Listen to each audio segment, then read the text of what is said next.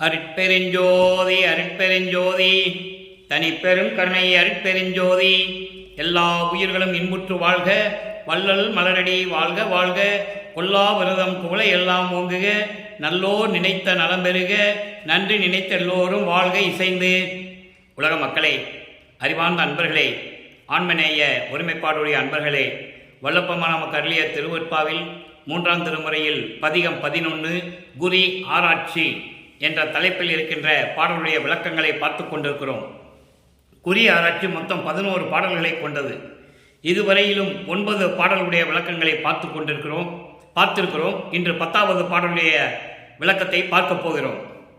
ஒவ்வொரு பாடலிலும் வல்லற்பமானவர்கள் சமயங்களும் மதங்களும் மார்க்கங்களும் சூழ்ந்திருந்த காலகட்டங்களில் அருட்பெருஞ்சோதி ஆண்டவரால் வருவிக்க உற்று தான் யார் என்ற தெரியாத நிலையில் இருந்து கொண்டிருக்கிறார். அருட்பெருஞ்சோதி ஆண்டவருடைய திருவிளையாடல் எது? தன் மகனை, தன்னுடைய செல்வ பிள்ளையை, அருட்பெருஞ்சாண்டவர் தன் பிள்ளைக்கு செல்வப்பிள்ளை என்று பெயரிட்டவர். தன்னுடைய செல்வ பிள்ளையை இந்த மண்ணில் இருக்க ஒரு தாயின் வழியாக வருவிக்க செய்து, சமயங்களும் மதங்களும் மார்க்கங்களும் முடிவடைந்த காலகட்டங்களில் மக்களுக்கு ஒரு தனி மார்க்கம் தேவைப்படும் என்ற காரணத்தினால் சமரச சுத்த சன்மார்க்கத்தை நிறுவி தன் மகனிடம் ஒப்படைப்பதற்காகத்தான் தன் மகனை ஒரு தாயின் வழியாக இந்த மண்ணுலைக்கு வருவிக்க செய்தார் அருட்பெருஞ்சோதி ஆண்டவர்.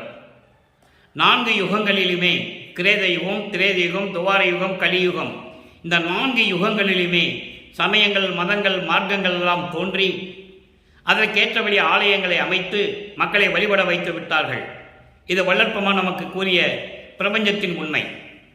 இந்த நிலை மாற வேண்டும். அதனுடைய ஆயுள்காலெல்லாம் முடிஞ்சு விட்டது. அப்போது தன் மகனை வருவிக்க செய்து சுத்த சன்மார்க்கத்தை கொடுத்து உலக மக்களை எல்லாம் சுத்த சன்மார்க்கத்தில் சேர்த்து எல்லோரும் சமமாக சமரசமாக வாழ வேண்டும் என்ற நோக்கத்தில் தான் வல்லற்பமானவர்கள் வருவிக்க விட்டார்கள். அப்படி வருவிக்க விட்ட காலகட்டத்தில் சமயங்களும் மதங்களும் மார்க்கங்களும் சூழ்ந்திருந்த காலகட்டத்தில் வருவிக்க உற்று 8 ஆண்டுகள் வரையிலும் வல்லற்பமானவர்கள் தான் யார் என்ற தெரியாத நிலையில் இருந்து கொண்டிருந்தார். 9வது ஆண்டிலே அருட்பெருஞ்சோதி ஆண்டவர் தன் மகனை ஆட்கொண்ட பிறகு இறைவனால் வருவிக்க உற்றவன் என்ற நிலை மட்டும் அவருக்கு தெரிகிறது. ஆண்டாறு 3வது ஆண்டிலே ஆட்கொண்ட அருள்கடலே என்று சொல்லுவார். ஆரோடு 3வது ஆண்டிலே முன்னம் என்னை ஆட்கொண்டா என்று ஒரு பாடலிலே சொல்லுவார். ஆக இறைவன் 9வது ஆண்டிலே ஆட்கொண்டது உண்மை. தெளிவாக வல்லற்பமானவர்கள் நமக்கு அருளியிருக்கிறார்கள். அப்போ அந்த சமயங்களும் மதங்களும் மார்க்கங்களும் சூழ்ந்திருந்த காலகட்டங்களில் இறைவனை பார்க்க வேண்டும் என்பதற்காக தெரிவித்து செல்லுகிறார். அவரும் சமயங்களும் மதங்களும் மார்க்கங்களும் சொல்லப்பட்ட நெறிகளில் இருந்து கொண்டிருக்கிறார். அது உண்மை, யாராலும் மறுக்க முடியாது. காரணம், காலத்தின் கட்டாயம், இருந்துதான் ஆக வேண்டும். திருவிளையாடல் நடந்து கொண்டிருக்கிறது. அருட்பெருஞ்சாண்டவர் தன் மகனை வைத்து திருவிளையாடல் செய்து கொண்டிருக்கிறார் என்பதை நீங்கள் புரிந்து கொள்ள வேண்டும்.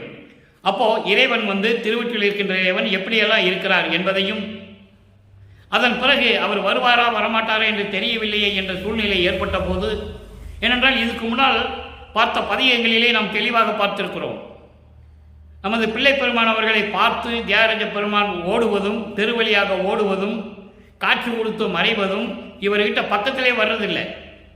அப்போ இவர் வருவாரா வரமாட்டாரா என்ற ஒரு ஐயப்பாடு அவருக்கு ஏற்படுகிறது. அப்போ உலகில் இருக்கிறவங்க எப்படி இருப்பாங்கன்னா, தன் குடும்பத்தில் ஒரு கஷ்டம் வரும்போது, துன்பம் வரும்போது, இல்லை பிள்ளைகளுக்கு கல்யாணம் ஆகும்போது, திருமணம் ஆகும்போது குறி கேட்க செல்லுவார்கள். அதுபோல உலக மக்களுக்கு இவரும் தெரிவிக்கிறார். அந்த நிலையில் இருந்து கொண்டிருக்கிறார் என்பதை நீங்கள் புரிந்து கொள்ள வேண்டும். அவர் மனம் ஒரு நிலையில் இல்லை, இறைவனை தேடிக்கொண்டிருக்கிறார். இறைவன் மீது காதல் கொண்டுள்ளார். தன்னை தலைவியாகவும் இறைவனை தலைவனாகவும் வர்ணனை செய்து, அந்த தலைவன் தன்னை பார்க்க வரவில்லையே, காதலி ஏங்குகிறாள். காதலனை பார்க்க முடியாமல் ஏங்குகிறாள். காதலனோடு சுகமாக இல்லையே என்று வருந்துகிறாள்.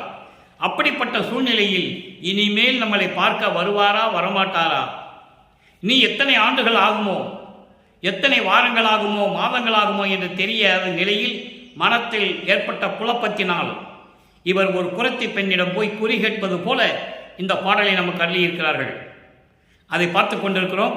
அந்த வகையில் நாம் பார்க்க வேண்டிய பாடல் 10வது பாடல். பாடலை நன்றாக கவனியுங்கள். இந்த பாடலில் பதவுரை விளக்குமுறை பார்த்த பிறகு, சமரச சுத்த சன்மார்க்கத்தை பெற்ற பிறகு இறைவன் ஆட்கொண்டு சுத்த சன்மார்க்கத்தை பெற்ற பிறகு இறைவன் யார் என்பதையும் இதற்கு முன்னால் இருந்த நிலைகளையும் சுத்த சன்மார்க்கத்தை பெற்ற பிறகு எப்படியெல்லாம் அருளை பெற்றுக்கொண்டார் என்பதையும் உலக மக்களை எப்படி சுத்த சன்மார்க்கத்திற்கு அழைக்கிறார் என்பதையும் ஒவ்வொரு பாடலின் மூலமாக நாம் பார்க்க போகிறோம். நன்றாக கவனியுங்கள் அன்பர்களே. 3 வருடங்களாக திருவருட்பாவை பற்றி தினமும் ஒரு பாடல் விளக்கம் கூறிக்கொண்டிருக்கிறேன். தொடர்ந்து பாருங்கள். பார்த்தால்தான் வள்ளற்பெருமான் யார் என்ற நிலை உங்களுக்கு தெரியும். வள்ளற்பெருமானர்கள் வருவிக்க விட்டு 201 ஆண்டுகள் முடிந்து விட்டது. 202வது ஆண்டில் இருந்து கொண்டிருக்கிறோம். வள்ளற்பெருமானுடைய இறைநிலையையும் அருட்பெருஞ்ஜோதி ஆண்டவருடைய திருவிளையாடலையும் மக்களிடம் யாரும் சொல்லவில்லை என்பதுதான் வேதனையான விஷயம். காரணம், இந்த சமயங்களும் மதங்களும் மார்க்கங்களும் சூழ்ந்திருந்த காலத்தில் எல்லாருடைய திருவிளையாடலையும் சொன்னார்கள்.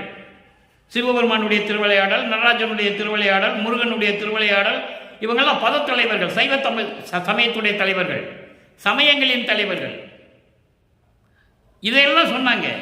ஆனால் அருட்பெருஞ்ஜோதி ஆண்டவருடைய திருவிளையாடலை யாரும் சொல்லலை. மக்களுக்கு தெரியாது, சொன்னாதானே தெரியும். அந்த வகையிலே நாம் பார்த்து கொண்டிருக்கிறோம். அருட்பெருஞ்ஜோதியுடைய திருவிளையாடல் எப்படியெல்லாம் நடக்கிறது என்பதையும் மகனை எந்தெந்த காலகட்டங்களில் அரவணைத்து அணைத்து கொண்டு அருளை கொடுத்தார் என்பதையும் இப்போ நம்ம பார்க்க போகிறோம். நல்லா கவனிங்க. இதற்கு முன்னால் நீங்கள் கேள்விப்பட்ட வள்ளற்பெருமானுடைய விஷயங்கள் எல்லாம் வேறு. அதெல்லாம் உலகியல்ல பொதுப்படையாக பேசினது. வந்தார், போனார், ஐயா இப்படியெல்லாம் சொன்னார், சோறு போட சொன்னார், கரிசாலியை பிடிக்க சொன்னார், வெந்நீரை பிடிக்க சொன்னார், வெத்தலை பாக்கு போட சொன்னார், இப்படி தான் சொன்னாங்க. பிரபஞ்சத்தில் அவர் சொன்ன உண்மைகளை யாரும் சொல்லலையே.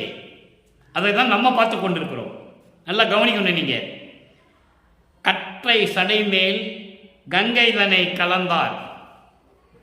இந்த 4 யுகங்களிலுமே, பிரபஞ்சம் தோன்றிய காலத்திலிருந்து 4 யுகங்களிலுமே சிவபெருமானை எப்படி சொன்னாங்க? தலையில் கங்கையை வச்சுருந்தார், கழுத்தில் பாம்பை வச்சுக்கிட்டு இருந்தார், சடம் போட்டுக்கிட்டு இருந்தார், கொன்ற முடி வச்சுக்கிட்டு இருந்தாருன்னு சொன்னாங்க. அதை தான் இவரும் சொல்கிறார். ஏன்னா அதான் தெரியும் அவருக்கு. அப்போ நமது பிள்ளை பெருமானவர்களுக்கு அதான் தெரியும். சுத்த சமூகத்தை பற்றி தெரியாது. அந்த நிலையில் இருந்து கொண்டு இந்த பாடலை நமக்கு அருளி இருக்கிறார்கள். நல்லா கவனிக்கணும். ஏனென்றால் அவருக்கு மறைப்பு நிலை இருக்கிறது. அவர் வேணும்னு இருந்ததில்லை. இறைவன் ஆட்டி படைக்கிறார் அருட்பெருஞ்ஜோதி ஆண்டவர் தன் மகனை. அது நல்லா புரிஞ்சுக்கணும். பின்னால் அதுக்கு விஷயம் வருது. அதுக்காக தான் முன்னுரையாக சொல்கிறேன் நான். கற்றை சடை மேல் கங்கை தனை கலந்தார், கொன்றை கன்னியினார், பொற்றை பெருவில் படைவுடையார், பொழில் சூழ் ஒற்றி புண்ணியனார், இற்றை கனியேன் பள்ளியறைக்கு எய்து வருவாரோ எய்தாரோ, பள்ளியறைக்கு எய்துவாரோ எய்தாரோ, சுற்றும் கருங்கள் புறமடவாய் சூழ்ந்துவோர் குறி நீ சொல்லுவையே. குறைத்த பெண்கிட்ட போய் குறி கேட்கிறார். அவர் வருவாரா வரமாட்டாரா எனக்கு தெரியல, ஏமாத்திட்டு இருக்கார். நீ குறி பார்த்து நல்லா குறி பார்த்து சொல்லுன்னு சொல்கிறாரு. குறி விழுந்தாதானே சொல்கிறதுக்கு, குறி ஓடுனாதானே சொல்கிறதுக்கு. அங்கே தான் அருட்பெருஞ்சாண்டவர் தடுக்கிறாரே. நல்லா புரிஞ்சுக்கணும். நீங்கள் இந்த நிலையிலிருந்து நீங்கள் பார்க்க வேண்டும். அவர் குறி கேட்க போகிறாரு. குறைச்சி பெண் குறி சொன்னால் குறி ஓடணும்ல. இப்போ சோழியை உருட்டினா சோழி விழுகணும்ல. சோழி விழுகாது, குறி ஓடாது. அவர் தான் தடுக்கிறாரே. நீ ஆண்டுகள் இருக்கிறது என்று சொல்லி தடுத்து கொண்டிருக்கிறார் என்பதை நீங்கள் புரிந்து கொள்ள வேண்டும். இப்போ அந்த பாடலில் வருகின்ற பதவுரை, கற்றை சடை மேல் கங்கை தனை கலந்தார். கற்றை சடை என்பது பின்னிய சடை. விரிந்து போட்ட கூந்தலை பின்னுகிறது. அதான் பின்னிய சடை என்று சொல்லுகிறார். கற்றை சடை என்பது பின்னிய சடை மேல் கங்கையை கொண்டுள்ளவர். கங்கையை கொண்டுள்ளவர், கங்கையை கொண்டுள்ளவர். கொன்றை கன்னியனார், கொன்றை மலரை சூடிய இறைவன். சிவபெருமானுக்கு பிடித்த மலர் கொன்றை மலர். வெற்றி வாகை சூடிய மலர் என்று சொல்லுவார் வள்ளற்பெருமானவர்கள். 2ஆம் திருமுறையில் சொல்லுவார். அற்புதமாக இருக்கும். இனிமேல் 3ஆம் திருமுறை முடித்து 4ஆம் திருமுறை முடிச்சு தான் நம்ம 2ஆம் திருமுறைக்கு போவோம். இன்னும் 5 வருஷம் இருக்குது. 5 வருஷம் சொல்லுவேன். அப்போது கொன்றை முடியினார் என்பது சடையிலே கொன்றை மலரை சூடிய இறைவன். பொற்பை பெருவில் படைவுடையார். பொற்பை பெருவில் படைவுடையார். இமயமலையை வில்லாக வளைத்தவர். இமயமலையை வில்லாக வைத்து அந்த ஆயுதத்தை கொண்டுள்ளார். வில்லை கையில் ஏந்து கொண்டுள்ளார் சிவபெருமான். இமயமலையை வில்லாக வளைத்தவர். பொழில் சூழ் ஒற்றி புண்ணியனார். அழகாக எழில் மிக்க திருவொற்றியூரில் இருக்கின்ற இறைவன். நல்லா கவனிக்கணும். சமயங்களும் மதங்களும் மார்க்கங்கள் சூழ்ந்திருந்த காலகட்டங்களில் திருவொற்றியூரில் இருக்கதான் இறைவன் என்று சொல்லுகிறார். சுத்த சன்மார்க்கத்தை பெற்ற பிறகு வடலூரில் இருக்கின்ற அருப்பெருஞ்சோதி என்று சொல்லுவார். வித்தியாசத்தை இங்கே பார்க்கணும். இற்றை கடியேன் பள்ளி இறைக்கு எய்துவாரோ எய்தாரோ. இற்றை என்பது இன்று. இன்று எனது படுக்கை அறைக்கு. படுக்கை அறை என்பது எல்லாரும் படுக்கிறது தான். ஆனால் இங்கே சொல்கிற படுக்கை அறை வேற. கணவனும் மனைவியும் கலக்கும் இடம், கணவனும் மனைவியும் தங்குற படுத்து கொண்டிருக்கின்ற இடம், துயில் கொள்கிற இடம் படுக்கை அறை. அதான் பள்ளி அறை என்று சொல்லுகிறார். பள்ளி அறை கணவனும் மனைவியும் கலக்கும் இடம். அப்படிப்பட்ட அந்த பள்ளி அறைக்கு எய்துவாரோ வருவாரா எய்தாரோ வரமாட்டாரோ என்று தெரியவில்லை. ஏனென்றால் காதலி காதலின் மேல் அளவற்ற காதல் கொண்டுள்ளார். அந்த இன்பத்தை கணவனிடமோ காதலிடமோ பெற வேண்டும். வரலையே. வருவாரா வரமாட்டாரா? சுற்றும் கருங்கள் குறமடவாய். அதாவது கருமை நிறைந்த கூந்தல் உடைய பெண்ணை என்று சொல்லுகிறார். யார? குரத்தியை சொல்லுகிறார். கருமை நிறமுடைய குரத்தி பெண்ணே, எனக்கு நல்ல விதமான ஒரு குறி சொல்லணும். எப்படி? சூழ்ந்தோர் குறி சொல்லுவையே, என்னை சுற்றி இருக்கிறவர்கள் கேட்கும்படி. ஏனென்றால் என்னை சுற்றி இருக்கிறவர்கள் என்னை கேலி செய்கிறார்கள், கிண்டல் செய்கிறார்கள். என்ன இவள் பெண் அச்சம் நாணம் இல்லாமல் இருக்கிறாளே, கூச்சம் இல்லாமல் இருக்கிறாளே என்று என்னை கேலி செய்கிறார்கள் என்று சொல்லி முந்தின பதிகத்தில் நம்ம பார்த்தோம். அதான் இந்த வரியை சொல்றாரு. சூழ்ந்து ஓர் குறி சொல்லுவையே, நல்லதொரு குறி, நல்லபடியாக ஒரு குறி சொல்லணும் என்று சொல்லி குறி கேட்பது போல இந்த பாடலை நமக்கு அள்ளி இருக்கிறார்கள். நம்மளையெல்லாம் படைத்து காத்து கொண்டிருக்கின்ற அருப்பெருஞ்சோதி ஆண்டவராகிய வல்லற்பெருமான் அவர்கள். அவர் இறைவன், இறைவனாகவே வருவிக்க உற்றவர். என்னை உகத்தே இறைவன் வருவிக்க உற்றேன், அருளை பெற்றேனே. இறைவனை இறைவனால் வருவிக்க உற்றவர், இறைவன் இறைவனால் வருவிக்க உற்றவர். அருளை பெற்றேன்னு சொல்றாருல, நல்லா யோசிக்கணும். இந்த விளக்கெல்லாம் இறைவனுடைய அருள் இருந்தால் தான் கிடைக்கும். அருளை பெற்றேனே என்று சொல்லும்போது அதாவது அருப்பெருஞ்சோதி ஆண்டவரால் இந்த மண்ணுலைக்கு வருவிக்க உற்று நான் யார் என்று தெரியாத நிலையில் சமயங்களையும் மதங்களையும் மார்க்கங்களையும் பூந்து கொண்டு துன்பப்பட்டு கொண்டிருந்தேன். அதன் பிறகு சுத்த சன்மார்க்கத்தை கொடுத்த பிறகு இந்த பாடலிலே சொல்லுவார், சன்மார்க்கத்தை அடைவித்திட அவரும் இகத்தே பரத்தை பெற்று மகிழ்ந்திடுவதற்கென்றே என்னை உகத்தே இறைவன் வருவிக்க விட்டேன், அருளை பெற்றேனே என்று சொல்லுவார். அவர் ஏற்கனவே அருளை பெற்றவர். விண்ணுலகத்திலே அருப்பாவிலே உண்டு, யாரும் மறுக்க முடியாது. ஆனால் இறைவனுடைய திருவிளையாடலினால் இவருக்கு மறைப்பு நிலை ஏற்படுகிறது, மறைப்பு நிலை இருக்கிறது. அது இந்த மறைப்பு நிலை நீங்கிய பிறகு அருளை பெற்றேனே மறுபடியும் என்று சொல்லுகிறார். நல்லா புரிஞ்சுக்கணும். அப்போ இப்போ அந்த பாட்டுடைய விளக்கம் பாருங்க.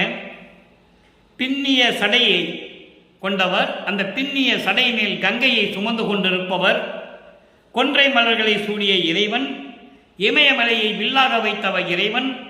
அதோடு மட்டுமல்ல, அழகு மிகுந்த எழில் சூழ்ந்த திருவொற்றியூரிலே இருந்து கொண்டிருக்கின்ற இறைவன் என்று இந்த ஏழை பெண்ணின் தன்னை ஒரு பெண்ணாக உருவகப்படுத்துகிறார்.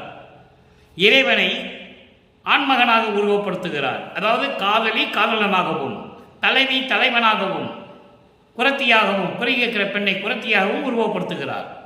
இதான் விஷயம், வேறு ஒன்றும் இல்லை. அப்படி இன்று இந்த ஏழை பெண்ணினுடைய படுக்கறைக்கு வருவாரோ, படுக்கை அறையிலேயே நீ கொஞ்சி குழாவுவதற்கு, என்னோடு கலந்து கொள்வதற்கு, எனக்கு இன்பத்தை கொடுப்பதற்கு வருவாரா வரமாட்டாரா? எனக்கு சந்தேகம் இருக்கிறது, எனக்கு ஒன்றுமே புரியவில்லை. அழகாக கரும் கூந்தலுடைய புறத்தி பெண்ணே, நீ எனக்கு ஒரு குறி சொல்ல வேண்டும். என்னை சூழ்ந்து இருக்கின்றவர்கள் எல்லாருக்கும் தெரியும்படி நல்லதொரு, நன்றாக ஆராய்ந்து நல்லதொரு குறி சொல்லுவாயாக என்று சொல்லி இந்த பாடலை நமக்கு அருளியிருக்கிறார்கள். இதன் மூலம் உலக மக்களுக்கு என்ன தெரிவிக்கிறார் நமது இறைவன் வல்லப்பெருமான் அவர்கள்? பாடலின் மைய கருத்து என்ன? உலக மக்களே, நான் விண்ணுலகத்திலிருந்து என் தந்தையிடம் செல்வப்பிள்ளையாக வளர்ந்தவன். என்னை இந்த மண்ணுல இருக்க ஒரு தாயின் வழியாக வருவிக்க செய்து சுத்த சன்மார்க்கத்தை கொடுப்பதற்காக என்னை வருவிக்க செய்தார். 8 ஆண்டுகள் வரையிலும் எனக்கு எந்த நிலை என்று தெரியாமல் இருந்தேன். 9வது ஆண்டிலே ஆட்கொண்ட பிறகு மறைந்து விட்டார். எனக்கு எந்த நிலையும் தெரியாது.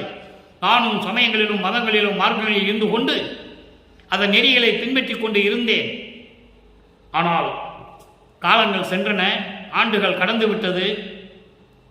இறைவன் என் தந்தை அருப்பஞ்சாண்டவர் வந்து சமரச சுத்த சன்மார்க்கத்தை கொடுத்து, மகனே இந்த பிரபஞ்சத்தை இயக்குவாயாக என்று சொல்லி இந்த பிரபஞ்சத்தை என் கையில் ஒப்படைத்தார். அதற்காக நான் தெரியாத நிலையில் இருக்கும்போது ஒரு குறத்தி பெண்ணிடம் போய் குறி கேட்பது போல நான் உலக மக்களுக்கு உங்களுக்கு சொல்லுகிறேன் என்று சொல்லி உலக மக்களுக்கு தெரிவிக்கிறார். சரி, இப்போ சுத்த சன்மார்க்கத்தை வாங்கியாச்சு. இந்த பாடலில் இருக்கிற 3 நிலைகளை சொல்கிறேன். முதல்ல, கட்ட சடைமேல் கங்கையை கலந்தவர், கொன்றை மலரை சூடிய இறைவன், இது ஒரு நிலையை சொல்றாரு. அடுத்த ஒரு நிலை, இமயமலையை வில்லாக வளைத்தவர், திருவொற்றியூரிலே இருக்கின்றவர், இது 2வது நிலைக்கு நமக்கு விடை சொல்லணும். அடுத்து, இன்று இந்த ஏழை பெண்ணின் படுக்கை அறை என்பது என்னோடு கலந்து கொள்வதற்கு, என்னோடு இன்பமாக இருப்பதற்கு வருவாரா வரமாட்டாரா என்று எனக்கு தெரியவில்லை என்று சொல்லி கூறி கேட்பது போல பாடலை அருளியிருக்கிறார்கள். இந்த 3 நிலைகளுக்கும் 6ஆம் திருமுறையிலே எந்தெந்த பதிகத்திலே, 10வது பாடலிலே எந்தெந்த பாடலிலே விளக்கம் இருக்கிறது என்பதை பார்க்க போகிறோம். நல்லா கவனிங்க. 6ஆம் திருமுறை 21 சுத்த சன்மார்க்க வேண்டுகோள்.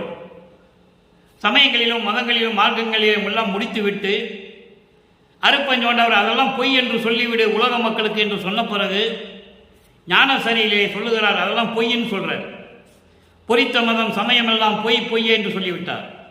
அப்போ சுத்த சன்மார்க்கத்தை பெற்ற பிறகு உள்ள என்றாகிறாரு, அப்போதான் நுழைகிறார் சுத்த சன்மார்க்கத்துக்குள்ள. அப்போ இறைவனிடம் வேண்டுகோள் வைக்கிறார். அற்புதமான வேண்டுகோள். 10வது பாடல். இன்று நாம் பார்த்த 3ஆம் திருமுறையில் இருக்கின்ற பாடலுக்கு 6ஆம் திருமுறையில் சுத்த சன்மார்க்க விளக்கம். நல்ல கவனிங்க. அருளா நான் வேண்டுதல் கேட்டு அருள் புரிதல் வேண்டும். அருப்பெருஞ்சோதியே, அருள் வல்லமை படைத்த இறைவனே, அருப்பெருஞ்சோதியே, நான் வேண்டுதல் கேட்டு அருள் புரிதல் வேண்டும். அணுத்துணையும் சினம் காமம் அடையாமை வேண்டும். அணுத்துணையும் என்பது சிறிதளவு கூட, ஒரு தூசி துரும்பளவு கூட எனக்கு கோபம் வரக்கூடாது, காமம் இருக்கக்கூடாது. சினம் காமம் அடையாமை வேண்டும். ஏனென்றால் கோபத்தையும் காமத்தையும் அடக்கினால்தான் அவன் நல்ல நிலைக்கு மறுபடியும் செல்ல முடியும். அதான் அடிப்படை. அணுத்துணையும் சினம் காமம் அடையாமை வேண்டும். மருளாய உலகமெல்லாம் மருள் நீங்கி ஞான மண்டிடத்தே வள்ளல் உன்னை வாழ்த்தியிடல் வேண்டும். மாயைகளும் மயக்கங்களும் நிறைந்த இந்த உலக மக்கள், மாயைகளையும் மயக்கங்களையும் வைத்துக்கொண்டு திரிந்து கொண்டிருக்கின்ற இந்த உலக மக்கள், சமயங்களையும் மதங்களையும் மார்க்கங்களையும் கூறப்பட்ட நெறிகளிலே இருந்து கொண்டு சிக்கிக்கொண்டு துன்பப்பட்டு கொண்டிருக்கின்ற இந்த உலக மக்களுடைய அறியாமையெல்லாம் நீக்கி, மருளாய உலகமெல்லாம் மருள் நீங்கி, உலகமெல்லாம் என்பது உலக மக்கள் எல்லாம், இந்த உலக மக்கள் எல்லாம் அறியாமை நீங்கி ஞான மண்டிடத்தே சத்திய ஞான சபையிலே இருந்து கொண்டு வள்ளல் உன்னை வாழ்த்தியிடல் வேண்டும். அப்போ எல்லா உலக மக்களுக்கும் அந்த அறியாமையை நீக்க வேண்டும். சமயங்களிலும் மதங்களிலும் மார்க்கங்களில் கூறப்பட்ட நெறிகளிலே தலையிடாமல் இருக்க செய்ய வேண்டும் உலக மக்களை. அப்படி இருக்க வேண்டும்.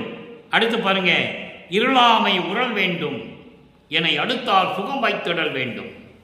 இருளாமை உறல் வேண்டும்.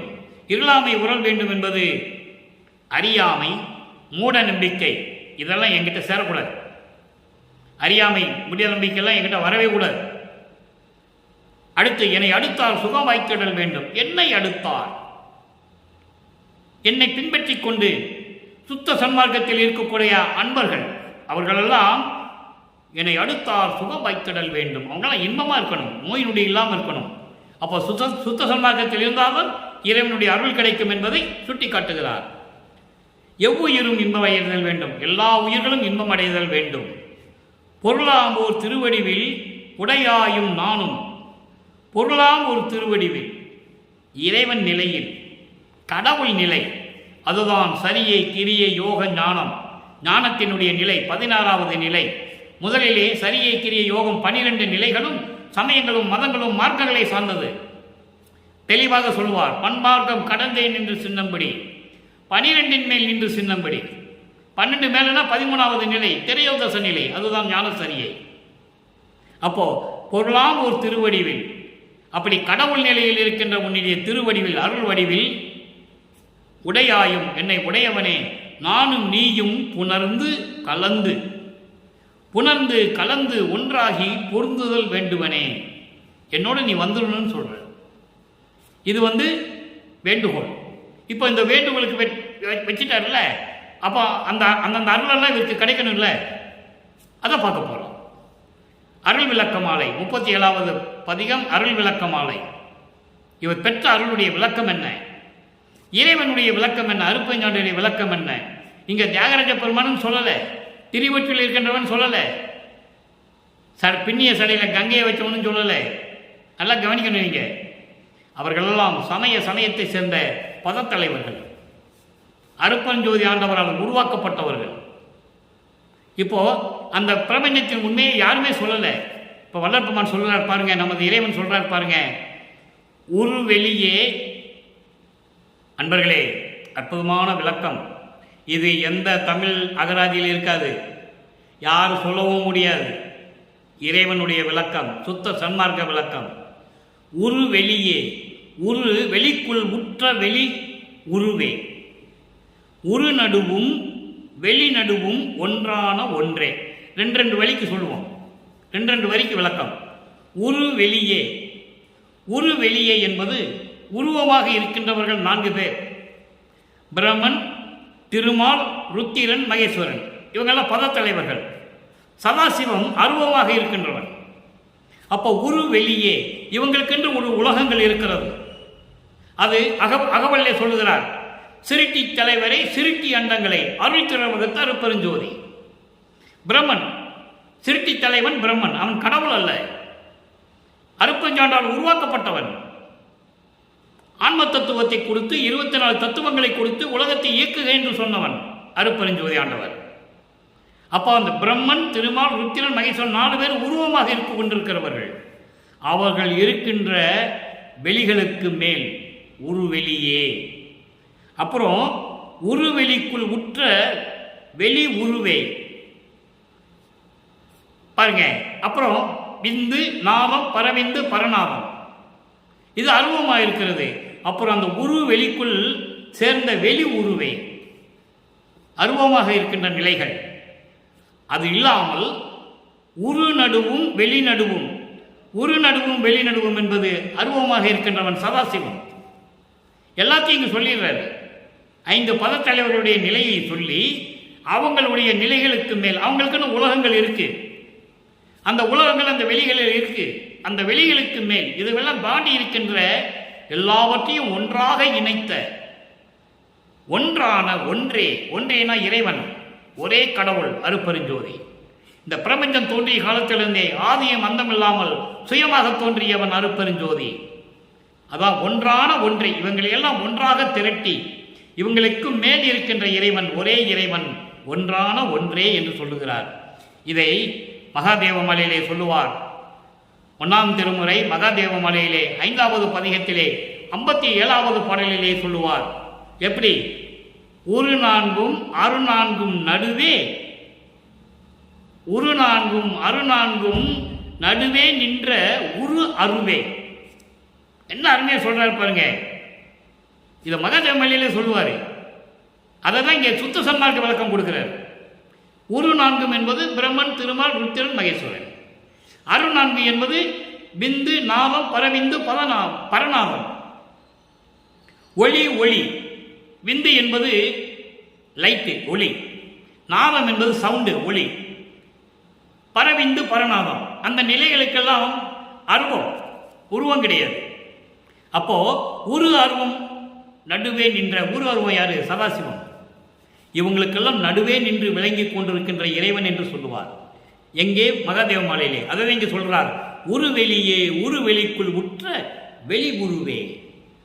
அது மட்டும் இல்லை, உரு நடுவும் வெளி நடுவும் ஒன்றான ஒன்றே, ஒரே இறைவன். இவங்களெல்லாம் அடக்கி ஆளக்கூடிய இறைவன் என்று சொல்லுகிறார். அப்புறம் பெருவெளியே, பெருவெளியில் பெருஞ்சோதி மயமே. பெருவெளியே, பெருவெளி என்பது அருள்வெளி. அந்த அருள்வெளியே, அந்த அருள்வெளியில் இருக்கின்ற அருட்பெருஞ்சோதியே. இறைவனை தான் சொல்லிட்டு இருக்காரு. அங்கே திருவற்றில் இருக்கின்ற இறைவன் சொல்லுவார். பாம்பை கழுத்தில் சுற்றி கொண்டு இறைவன் சொல்லுவார், கங்கையை தலையில் வச்ச இறைவன் சொல்லுவார், பல விதமாக சொல்லுவார். இது வரைக்கும் 10 பாடலில் பார்த்துருக்கோம், 10 விதமாக சொல்லுவார். இங்கே ஒன்று தான் சொல்லுவார், அருட்பெருஞ்சோதின்னு தான் சொல்லுவார். பெருவெளியே, அருள்வெளியே, அருள்வெளியில் இருக்கின்ற அருட்பெருஞ்சோதியே, அப்படி அருட்பெருஞ்சோதி மைய நடுவே விளங்குகின்ற, அருட்பெருஞ்சோதியை நடுவே விளங்குகின்ற என்பது விளங்குகின்ற தனிப்பொருளே, தன்னகிரில்லாத இறைவனே என்று பொருள் அருட்பெருஞ்சோதி. அந்த பெருவெளிக்குள் உள்ள இருக்கிற நடுவே என்று சொல்றார்ல, அதான் சொல்வாரு ஜோதியில் ஜோதி என்று சொல்லுவார்.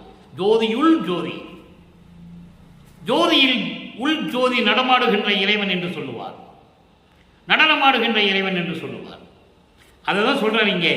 அதுக்கு அடுத்து பாருங்க, மறு ஒளியா மலரகத்தே, மறு ஒளியா மலரகத்தே வயங்கும் ஒளிமணியே. இங்கே உலகியல் விளக்கம் என்னவென்றால், மறு ஒளியா மலரகத்தை என்பது நறுமணம் வீசக்கூடிய மலருக்குள்ளே இருக்கின்ற விளங்குகின்ற இறைவன், மனமோடு நறுமணத்தோடு இருக்கின்ற மலரின் உள்ளே இருக்கின்ற இறைவன் என்று சொல்லுகிறார். அது அப்படி அல்ல, இது சுத்த சன்மார்க்க விளக்கம் வேறு. அதாவது சுத்த சன்மார்க்கத்தில் அருளோடு விளங்கி கொண்டிருக்கின்ற நறுமணம் வீசக்கூடிய மலர் எது? சுத்த சன்மார்க்கம். 4ஆம் திருமுறை வரைக்கும், 4ஆம் திருமுறையில் வரும்போது அது விளக்கம் நான் தருவேன். அங்கே திருநூறு பூசக்கூடாதுன்னு சொல்லுவார், திருநூறு வேண்டான்னு சொல்லுவார் இறைவன் மகன்கிட்ட. 2ஆம் திருமுறையில் திருநூறு பூசணும்னு சொல்லுவார் இறைவன் மகன்கிட்ட. அதே இறைவன் தன் மகனிடம் 4ஆம் திருமுறைக்கு வரும்போது, பிரசாத மாலையில் வரும்போது பூன்னு தான் சொல்லுவார். இந்த மனப்பூ, மண்மணப்பூ, அருள்மணப்பூ, சிலுமணப்பூன்னு சொல்லுவார். அங்கே விளக்கங்கள் நிறைய இருக்குது, அப்போ பார்த்துக்கலாம். நம்ம இங்கே சுருக்கமாக சொல்லுகிறேன், நமக்கு நேரம் பற்றவில்லை. அதாவது மறு ஒளியா மலரகத்தை, அப்படி நறுமணம் வீசக்கூடிய மலர் போன்று இருக்கின்ற இறைவனே என்று சொல்லுகிறார். அதற்கு சுத்த சன்மார்க்க விளக்கம்.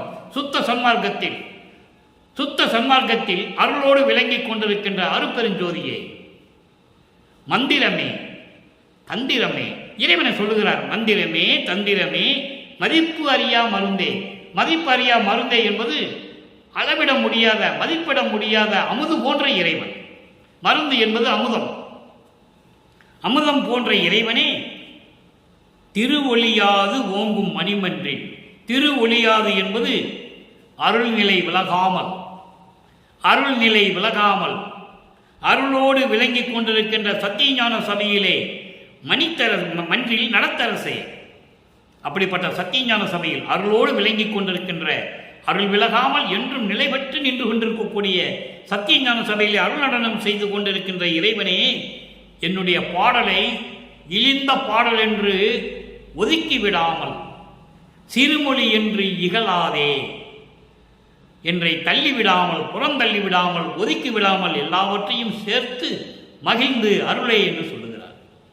இறைவனுடைய நிலையை சொல்லிவிட்டார், வேண்டுகோளை சொல்லிவிட்டார். எப்படியெல்லாம் எனக்கு வேணும்னு வேண்டுகோளை பார்த்துட்டோம்.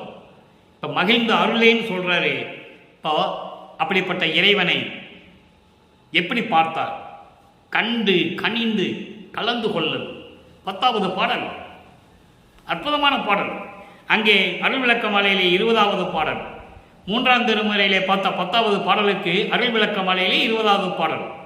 இப்போ கண்டு கலந்து கடந்து கொண்டேன் என்பது 10வது பாடல். நல்லா கவனிக்கணும். மருள் நெறிசேர் மலவுடம்பை, மருள் நெறிசேர் மலவுடம்பை அழியாத விமல வடிவாக்கி எல்லாம் செய்வல்ல சித்தாம் பொருளை. நல்லா கவனிக்கணும். மருள் நெறி சேர் மல உடம்பு, உன்னால் இந்த மண்ணுக்கு வருவிக்க விட்டு சொல்றாரு, இறைவன்கிட்ட சொல்றாரு. அப்படிப்பட்ட இறைவனை நான் பார்த்துட்டேன்னு சொல்லும்போது இதை சொல்றாரு. உன்னால தானே நான் வருவிக்க விட்டேன். அப்போ சமயங்களிலும் மதங்களிலும் மார்க்கங்களிலும் சென்ற மருள் எரி நெறி சேர்களை, மாயைகளையும் மயக்கங்களையும் அந்த நெறிகளெல்லாம் பின்கொற்று கொண்டிருந்த இந்த உடம்பு, மல உடம்பு, அழிந்து போறக்கூடிய உடம்பு, துர்நாற்றம் வீசக்கூடிய உடம்பு, இப்படிப்பட்ட உடம்பை அழியாத விமல வடிவாக்கி, விமலம் என்பது மலங்கள் நீங்கியது,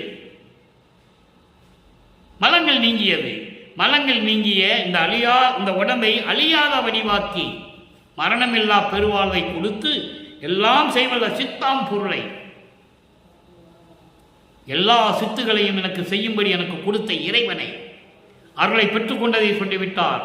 சமயங்களிலும் மதங்களிலும் மார்க்கங்களிலிருந்து விலகி வந்ததை சொல்லிவிட்டார். நல்லா கவனிக்கணும் நீங்க.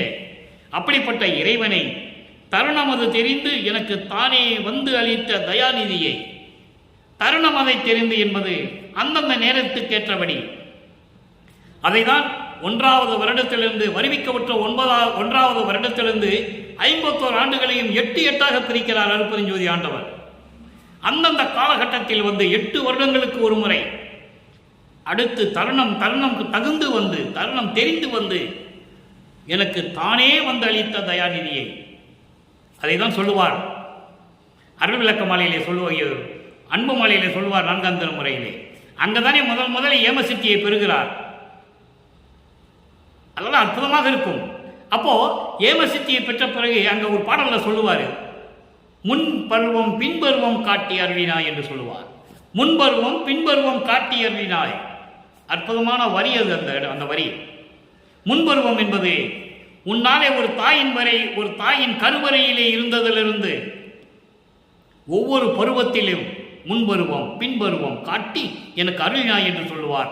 அதை இங்க சொல்றாரு, தானே அளித்த தயாநிதியை, என்னை ஈன்ற தந்தையை, என் தந்தையை, என் தாயை. எப்படி சொல்றாரு?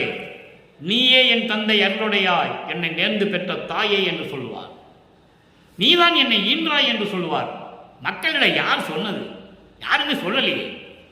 சொன்னாதான மக்களுக்கு புரியும். ராமையா பிள்ளை அவர்களும் சின்னையாமை அவர்களும் ஒரு காரணமாக இருந்தார்கள். அதை அவரே சொல்லுவார். வல்லப்பமணி சொல்லியிருக்காரு, உபசாரத்தால் பெற்ற தந்தை என்பான் ஒருவனுடைய துக்கிலப்பையில் இருந்து உபசாரத்தால் பெற்ற தாய் என்பால் ஒருத்தியின் சுரோன திரளில் சேரும் வரை என்னை காத்தருளினாய் என்று சொல்லுவார். அதோடு மட்டுமல்ல, கருவறையில் இருக்கும்போது என்ன நடந்தது என்று சொல்லுவார். மகாதேவ மலையிலையும் சொல்லுவார். அற்புதமான பாடல்களெல்லாம் இருக்கிறது, யாரும் மறுக்க முடியாது. இறைவனுடைய திருவிளையாடலால் வருவிக்க விட்டவர் என்பதை உலக மக்களுக்கு நான் தெரியப்படுத்துவதில் பெரும் மகிழ்ச்சி அடைகிறேன். பதிவு செய்ய கடமைப்பட்டிருக்கிறேன். அடுத்து பாருங்க, பொருள் நிறை சிற்றம்பலத்தை விளங்குகின்ற பதியை. பொருள் என்பது அருள் செல்வம். அருள் செல்வத்தோடு விளங்கிக் கொண்டிருக்கின்ற, சிற்றவையிலே விளங்கிக் கொண்டிருக்கின்ற என்னுடைய கடவுளை, அருட்பெருஞ்சோதி ஆண்டவரை, புகழ் அறிதாம் சுத்த சிவ பூரண மெய் சுகத்தை, சொல்ல முடியாத அளவிற்கு பேரின்பமான இறைவனை அருட்பெருஞ்சோதியை, கருணை அருட்பெருஞ்சோதி கடவுளை என் கண்ணால் கண்டுகொண்டேன், கனிந்து கொண்டேன், கலந்து கொண்டேன், கண்டேன், பேரின்பம் அடைந்து விட்டேன், இறைவனோடு கலந்து கொண்டேன் மகிழ்வோடு என்று சொல்லுகிறார். சரி, இப்ப எல்லாம் பார்த்தாச்சு. இறைவனோட கலந்தது, இறைவனை பார்த்தது, என்னென்ன வேணுமோ விண்ணப்பிக்கணுமோ எல்லாம் சொல்லிட்டாரு. இப்ப பாருங்க, திருவருள் பெருமை. எப்படி திருவருள் பெருமை? அவர் வாங்கின பெருமை, திருவருளுடைய பெருமையை சொல்லணும்ல, உலக மக்களுக்கு சொல்லணும்ல. 53வது பதிகம் திருவருள் பெருமை, 10வது பாடல். விரதம் ஆதிகளும் தவிர்த்து. நல்லா கவனிக்க நண்பர்களே, நான் ஏற்கனவே கூறிக்கொண்டிருக்கிறேன், வீணாக பேசுவதற்கோ நேரத்தை கடத்துவதற்கோ நான் இந்த பதிவுகள் எல்லாம் செய்வதில்லை. இறைவனை இயற்றிய திருவருட்பா பாடல்கள், பிரபஞ்சத்தின் உண்மைகள் மக்களுக்கு போய் சேர வேண்டும் என்ற ஒரே காரணத்தில்தான் தினமும் ஒரு பாடலாக 3 வருடங்களாக பதிவு செய்து கொண்டிருக்கிறேன். இன்னும் 5 வருடங்கள் பதிவு செய்வேன். விரதமும் ஆதிகளும் தவிர்த்து. இந்த விரதம் என்ற வார்த்தை எங்கிருந்து வந்தது? சமயங்களிலும் மதங்களிலும் மார்க்கங்களில் இருந்து வந்தது. சுத்த சன்மார்க்கத்தில் கிடையாது. சுத்த சன்மார்க்கத்தில் விரதம் கிடையாது, தவம் கிடையாது, யோகம் கிடையாது, ஒன்றும் கிடையாது. கண்ணையை மூடக்கூடாது. முதல்ல தீபத்து முன்னால் நின்று கண்ணை மூடக்கூடாது. முதல்ல கண்ணை மூடி அருட்பெருஞ்சோதி சொல்லக்கூடாது. அப்ப அந்த விரதம் எங்கிருந்து வந்தது? சமயங்களிலும் மதங்களிலும் மார்க்கங்களிலிருந்து வந்தது. அப்படிப்பட்ட விரதங்களை, விரதம் முதல் தவம் யோகம் எல்லாவற்றையும் நீக்கி, நல்லா கவனிக்கணும் நீங்க, எல்லாவற்றையும் நீக்கி மெஞ்ஞான விளக்கினால் என் உள்ளம் விளக்கி. மெஞ்ஞான விளக்கு என்னது? அருட்பெருஞ்சோதி. அருட்பெருஞ்சோதியினுடைய அருளால் என் உள்ளத்தில் விளக்கி, மகனே இதெல்லாம் உனக்கு தேவையில்லை, விளக்கி இரதம் ஆதிய நல் தெல்லமுது அளித்து. ரதம் என்பது இங்க ரசம்னு சொல்லுவாங்க. அதாவது புத்தம்புது தெல்லமுது எனக்கு அளித்து, இங்கு எப்போ இந்த மண்ணுலகிலே என் கருத்து அனைத்தையும் புரிந்து, என் உள்ளத்தில் இருக்கின்ற அத்தனையும் தெரிந்து கொண்டு புரிந்து கொண்டு சரதமா நிலையில் என்றால் மெஞ்ஞான நிலை, மெஞ்ஞான நிலையில் சித்தெல்லாம் வல்ல சக்தியை தயவினால் தருக வரதனே என்றேன். இப்படிப்பட்ட இறைவனே என்னை சமயங்களிலும் மதங்களில் நீக்கி கொண்டு வந்து விரதம் யோகம் தவம் அதெல்லாம் வேண்டாம் மகனே என்று சொல்லி என்னை கொண்டு வந்து அருட்பெருஞ்சோதியினால் விலக்கி கொடுத்து எனக்கு நல்ல அமுதத்தை கொடுத்து இந்த மண்ணுலகிலே நான் என்னென்ன நினைச்சனோ எல்லாத்தையும் எனக்கு புரிஞ்சுக்கிட்டு கொடுத்து மெஞ்ஞான நிலையிலே என்னை இருக்க வச்சு எல்லா சித்து வல்லைகளையும் தயவினால் தருக என்று நான் சொன்னேன். நான் சொல்றதுக்கு முன்னாலே வந்து எனக்கு அருள் ஜோதி வழங்கினை, வந்து அருள் ஜோதி வழங்கினை வாலினின் மாண்பே என்று சொல்லுகிறார். ஆக அருட்பெருஞ்சோதியை வாங்கியாச்சு. நீ ஒன்னே ஒன்று பாக்கி. எப்படி எது அவர் வந்து மகனோட கலக்கணும், அது ஒன்று தான் பாக்கி.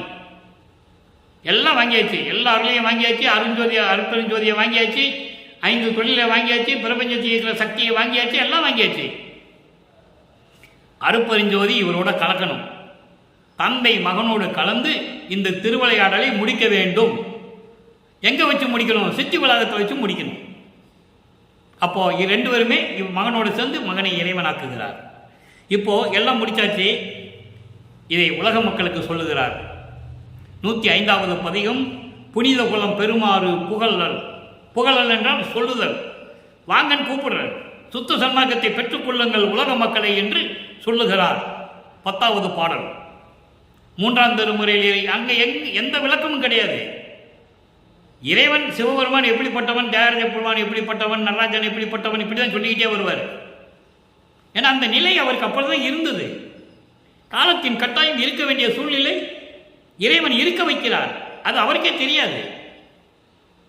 இவருக்கு தெரியாமையே சரியை கிரியை யோகத்தினால் 12 நிலையிலே கடக்கிறார். அது தெரியுமா உங்களுக்கு? திருவருட்பாளர் சொல்றார், இவருக்கே தெரியாது. மகனை திருவிளையாடல் செய்து இருக்க வைத்து அவருக்கு தெரியாமலேயே சரியை கிரியை யோகம் 12 நிலைகளை கடக்கிறார். அதுக்கப்புறம் தான் சொல்றாரு, மகனை நீ அதெல்லாம் கடந்து வந்துட்ட, நீ நேரம் வந்துடுறா, தெரியாத நிலைக்கு வந்துடுன்னு சொல்றாரு. எவ்வளவு அற்புதமான இடங்கள் இருக்கு பாருங்க. ஆடும் சேவடிக்கே ஆளானேன்னு சொல்லுவார். நாளாத யாக்கை பெற்ற. நாளைக்கு அந்த பாடல் விளக்கம் இருக்கு, அருமையா இருக்கும். நாளைக்கு சொல்றேன், அதை தொடர்ந்து பாருங்க நீங்க. இப்போ புனித குலம் பெருமாறு உலக மக்களை அழைக்கிறார். நல்லா கவனிச்சுட்டு வாங்க. கரணம் மிக களிப்புறவே, கரணம் மிக களிப்புறவே கடல் உலகும் வானும் கதி பதி என்று ஆளுகின்றீர். அதிபதியீர் நீவீர். 2 வரியா சொல்றேன். இப்போ பாருங்க, கரணம் மிக களிப்புறவே. கரணம் என்பது அந்த கரணங்களை உடைய இந்த உடம்பு. அந்த கரணங்கள் என்பது மனம், சித்தம், புத்தி, அகங்காரம். இவெல்லாம் மகிழ்ச்சி அடையும்படி இந்த உடம்பை வச்சுக்கிட்டு கடல் உலகம் என்பது இந்த மண்ணுலகம். இந்த மண்ணுலகமும் வானுலகமுக்கும் நம்ம தான் அதிபதி என்று நீங்கள் அலைந்து கொண்டிருக்கிறீர்கள், நினைத்து கொண்டிருக்கிறீர்கள், வாழ்ந்து கொண்டிருக்கிறீர்கள். எல்லா இடங்களுக்கும் நம்ம தான் அதிபதி அப்படின்னு சொல்லிட்டு இந்த உடம்பை வச்சுக்கிட்டு நீங்க வாழ்ந்து கொண்டிருக்கிறீங்க. அதிபதியே, இப்படிப்பட்ட அதிபதிகளே, உலக மக்களே, நீங்கள் மரண பயம் தவிராதே வாழ்வதில் என் பயனோ? மரணம் வந்துச்சுன்னா என்ன பண்ணுவேன்? அந்த பயத்தை போக்கணுமே. அப்ப அந்த மரண பயத்தை போக்காம நீ வாழ்ந்து என்ன பிரயோஜனம்? ஒவ்வொரு நாளும் பயந்துகிட்டு இருக்கியே, ஐயோ மரணம் வந்துருமே, மரணம் வந்துருமே, சாக போறமே, நீ பயந்துகிட்டே இருக்கிறியே. மரணத்தை கண்டு பயப்படாதே என்று சொல்லுவார். அதுக்கு ஒரே வழி சுத்த சன்மார்க்கத்தை பெறுவதுதான். மரண பயம் தவிராதே வாழ்வில் என்ன பயன்? இந்த மண்ணுலகத்துக்கும் கடல் உலகத்துக்கும் நம்ம தான் அதிபதி என்று சொல்லி வாழ்ந்து கொண்டிருக்கிறீர்களே உலக மக்களே, அப்படிப்பட்ட அதிபதிகளே, நீங்கள் மரண பயத்தை தவிர்க்காமல் வாழ்ந்து என்ன பிரயோஜனம், என்ன பயன்? மயங்காதீர், மயங்காதீர், உயங்காதீர், வருந்தாதீர். நீங்க மயங்காங்க வேண்டாம், வருத்தப்பட வேண்டாம். வந்திடுமின் ஈண்டே, இப்போதே சத்தியசன சபைக்கு வாங்க. கொலையும் கொலையும் தவிர்த்து விட்டு வாருங்கள். உயிர்களை கொலை செய்வது, மாமிசம் உண்பது, இதை தவிர்த்து விட்டு இப்போதே சத்தியஞான சபைக்கு வாருங்கள். எப்படி சொல்ற பாருங்க, வந்திடுமின் ஈண்டே. இங்கே கொலையும் கொலையும் தவிர்த்து வர வேண்டும் என்று நீங்கள் சொல்லவில்லையே என்று நீங்கள் நினைக்கலாம். அதனுடைய மறைமுகமான விளக்கம் அதற்கு இன்னொரு பாடலிலே உண்டு. கொல்லாமை விரதம் தன்னை கொண்டார் தம்மை தல்லானை.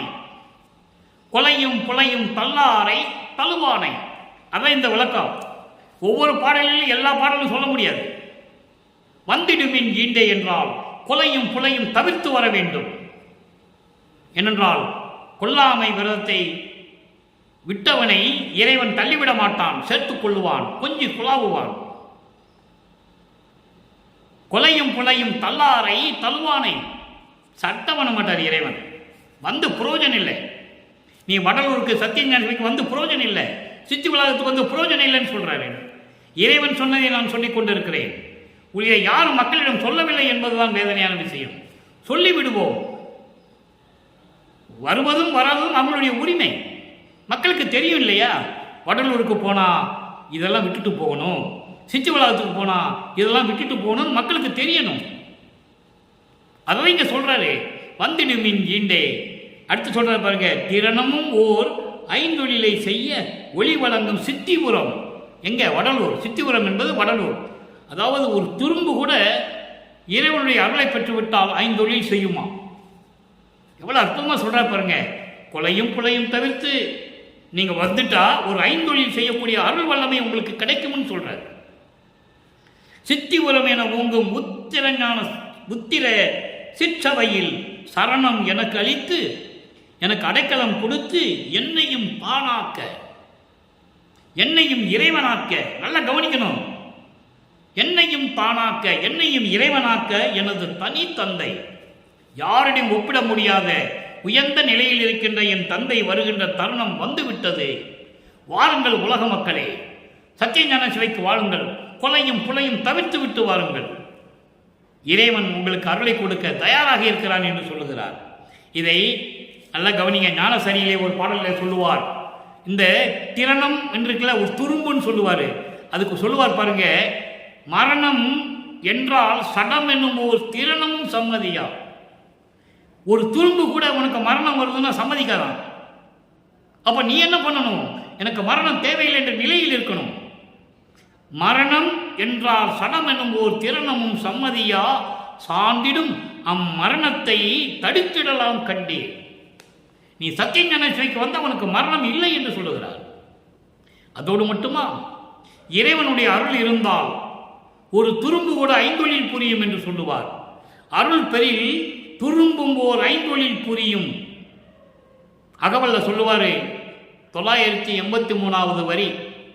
அங்கே ஞானசேரியில பாட்டு வந்து 6வது வரி 21வது பாடல் 107வது பதிகம் ஞானசரியை 21வது பாடல்ல 6வது வரியில சொல்லுவாரு, மரணம் என்றால் சடம் என்னும் ஓர் திறனமும் சம்மதியா. மரணம் என்றால் ஒரு துரும்பு கூட சம்மதிக்காதான். அப்படிப்பட்ட மரணத்தை நீக்க வேண்டும் என்றால், தடுக்க வேண்டும் என்றால் நீ சத்தியஞான சபைக்கு வர வேண்டும். சத்தியஞான சபைக்கு வர வேண்டும் என்றால் கொலையும் புலையும் தவிர்த்திருக்க வேண்டும். இல்லைன்னா வந்து புரோஜனம் இல்லை. இறைவனை சொல்றாரு, உன் முகத்தை பார்க்க மாட்டேன், உனக்கு அருளை கொடுக்க மாட்டேன்னு சொல்றாரு. மக்கள்கிட்ட இது சொல்லணும். திருந்ததுக்கு வாய்ப்பு இருக்கிறது. மக்களுக்கு சொன்னாதானே புரியும். அதே மாதிரிதான் அருள் பெரில் ஒரு துரும்பும் ஐந்தொழில் புரியும் தெருள் இது என்று செப்பிய சிவமே. சிவம் என்றால் அருட்பெருஞ்சோதி. ஆக அன்பர்களே, இந்த நிலையில் இன்று நாம் பார்த்த 10வது பாடலுடைய 3ஆம் திருமுறையில் இருக்கிற பாடலுக்கு சுத்த சன்மார்க்க விளக்கம். சமயங்களிலும் மதங்களிலும் மார்க்கங்களிலும் நமது இறைவன் அருட்பெருஞ்சோதி ஆண்டவரால் திருவிளையாடல்களினால் சிக்கிக்கொண்டு எப்படியெல்லாம் தவித்தார் என்பதையும், சுத்த சன்மார்க்கத்தை பெற்ற பிறகு எப்படி இறைவனானார் என்பதையும் தெளிவாக பார்த்து விட்டோம்.